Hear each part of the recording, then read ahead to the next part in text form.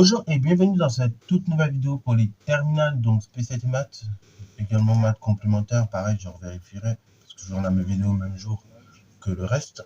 Donc voilà, dans cette vidéo, le but, encore une fois, c'est de vous entraîner à utiliser tout simplement le théorème de croissance comparée, principalement. Donc là, ici, on va l'utiliser dans des cas un petit peu plus complexes que la précédente vidéo. La précédente vidéo, on va dire, c'était un échauffement, soit pour vous montrer un petit peu comment ça se manipule. Maintenant, donc, on va faire un peu plus haut. Et donc, je vous propose carrément deux exemples de fonctions dont il faut déterminer la limite en plus infini. En ayant recours, à un moment donné dans votre démarche, l'utilisation du théorème de croissance comparée. Ok, voilà. Pareil, donc là, le but, c'est de le faire juste en plus infini, parce qu'en fait, j'ai récolté ça dans le bouquin, pas en moins l'infini. Vous pouvez le faire en moins l'infini, d'ailleurs, hein, mais c'est moins amusant. Il n'y a pas de croissance comparée ici. Bon, alors, let's go. Donc, on va tout simplement corriger cet exercice. Donc, on commence par notre fonction f, donc qui est définie pour tout réel x, hein, parce que l'exponentielle x, je le rappelle, et donc il est nul et jamais nul. Ok, donc pour tout réel x appartenant à R, ou par précaution, on peut dire à l'ensemble des définitions de la fonction f. Donc f de x, je rappelle, c'est x plus 3 sur exponentielle x. Alors, là, pareil, on peut déjà, a priori, on peut essayer de regarder les limites. Ok, du numérateur, limite du dénominateur, et je vois si je peux conclure par quotient. Bon, vous imaginez la réponse, mais on va tout de même le faire.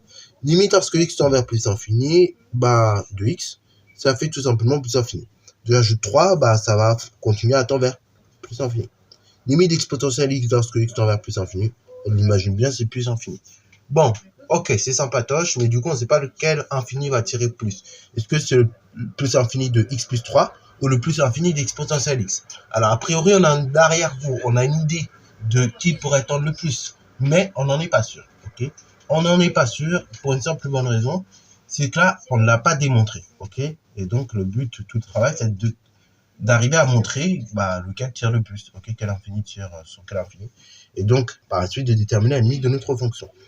Donc là, ce que je vous propose, hein, tout simplement, comme dans la dernière vidéo, c'est dans un premier temps de factoriser le numérateur. Ok, donc ça fait f de x égale la chose suivante.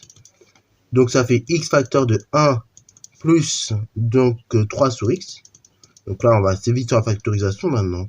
Donc c'est x facteur de 1, ok, puisque x fois 1, ça fait x, plus 3 sur x, ok, puisqu'en fait, si je multiplie 3 sur x par x, dx, il s'en va, il se simplifie, et donc il reste 3, comme vous voyez là, sur exponentielle x. Ok, nickel.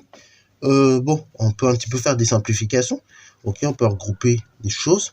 Donc ça fait x sur exponentielle x, multiplié par, donc on peut dire 1 plus 3 sur x. Ok, j'oublie pas les parenthèses, parce que sinon on croit que la multiplication elle est réalisée seulement par le 1, alors que c'est tout réel là. Bon, x sur exponentielle x, donc là, j'avais déjà évoqué un petit peu le cas de la précédente vidéo. Par exemple, si je vous dis la chose suivante, donc, vous vous rappelez d'une règle que vous avez vue normalement en seconde, voire en troisième, voire au collège en tout cas, c'est que diviser par une fraction revient à multiplier par son inverse. Et la réciproque est vraie.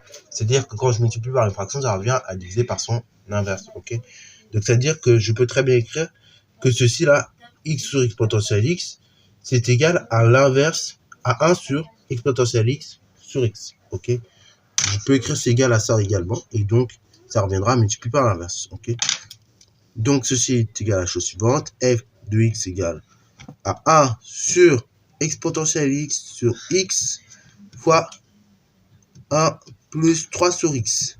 Ok, on y est arrivé.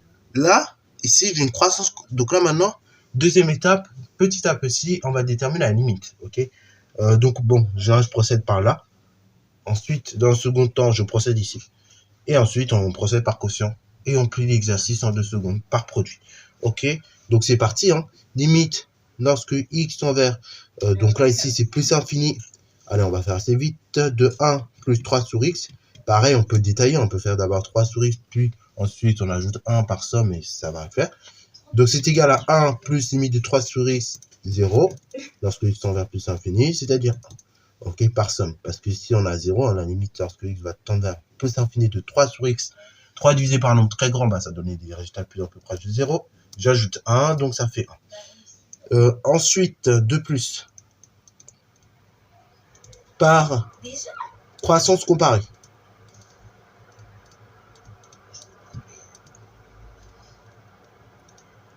je sais que limite, lorsque x tend vers plus infini de exponentielle x sur x, ça d'après mon cours, hein, d'après la croissance comparée, ça fait plus infini. Ok, ça c'est la deuxième étape. Enfin par quotient,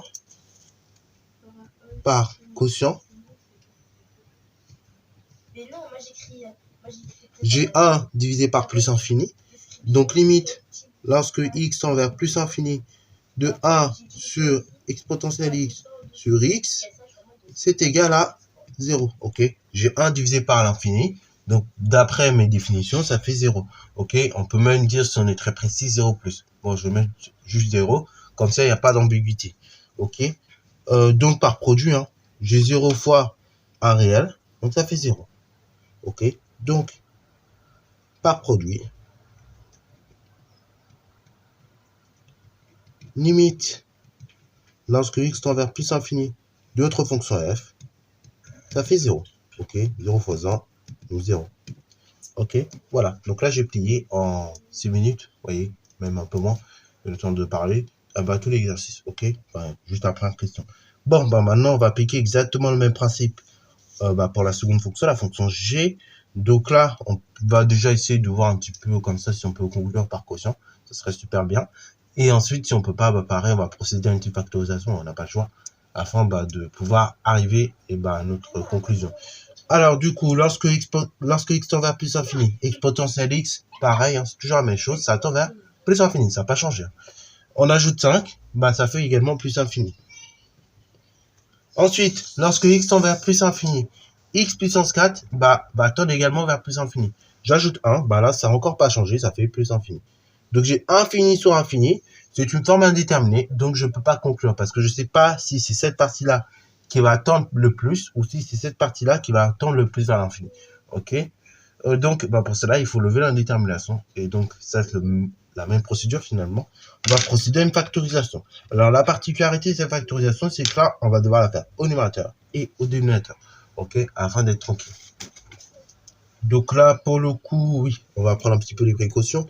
Pour tout réel x appartenant à l'ensemble des définitions de la fonction g, donc g de x, il faut que je m'habitue, c'est donc égal à la chose suivante, donc c'était, donc c'est exponentielle x plus 5 sur x puissance 4 plus 1.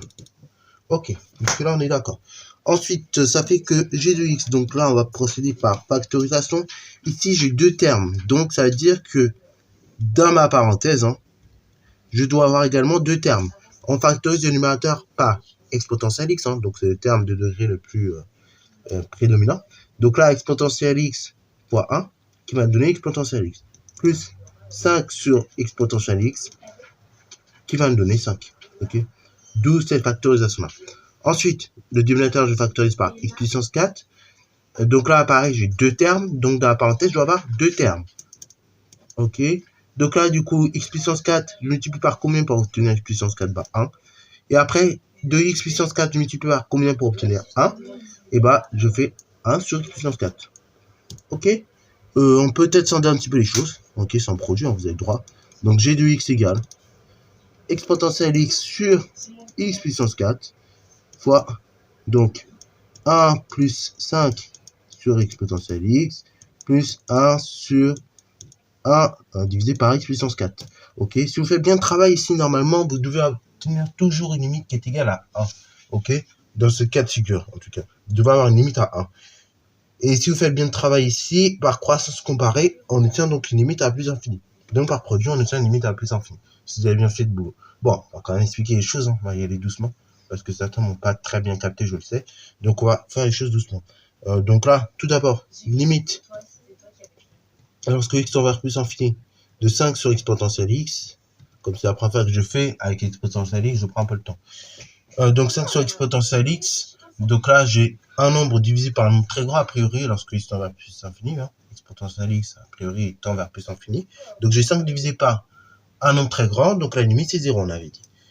Par somme,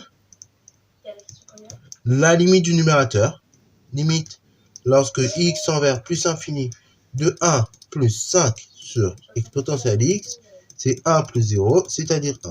Youpi, c'est pour ça que vous avez appris à faire les additions au collège, et même avant d'ailleurs en primaire. Ok, c'est pour résolver ce genre de problème. Bon, ensuite le dénominateur. Limite, lorsque x tend vers plus l'infini, de 1 sur x puissance 4. Bon, là très classique, hein, ça fait 0. Par somme, ça fait que limite, lorsque x tend vers plus infini, de 1 plus 1 sur x puissance 4, ça fait donc 1 plus 0, c'est-à-dire 1. Ok, là pareil, j'ai 1 divisé par un nombre très grand, donc la limite c'est 0. J'additionne à 1, donc la limite de toute la somme, 1 plus 1 sur x puissance 4, ça donne 1. Enfin par quotient, donc par quotient, on n'a pas totalement fini. Limite, lorsque x tend vers plus infini, 2, 1 plus 5 exponentielle x. 1, 5 sur x potentiel x, hein, je précise bien, divisé par 1 plus 1 sur x puissance 4. Ça fait donc que la lumière, c'est égal au quotient des deux limites qu'on a trouvées. Donc du coup, ça fait 1 divisé par 1, ce qui veut dire 1. Ok, limite du numérateur c'est 1, limite du numérateur c'est 1. Donc là, c'est le quotient des deux, 1 divisé par 1, ça fait toujours 1. Ensuite, donc là, on l'a déjà fait, je crois, hein, par croissance comparée.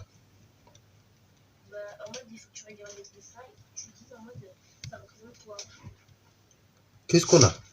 On a limite, lorsque x tend vers plus infini, de x potentiel x sur x puissance 4, qui est égal donc à plus infini. Là, pareil, par croissance comparée. Et puis, on peut conclure hein, par produit, enfin. Donc, par produit. Limite, lorsque x tend vers plus infini de notre fonction f.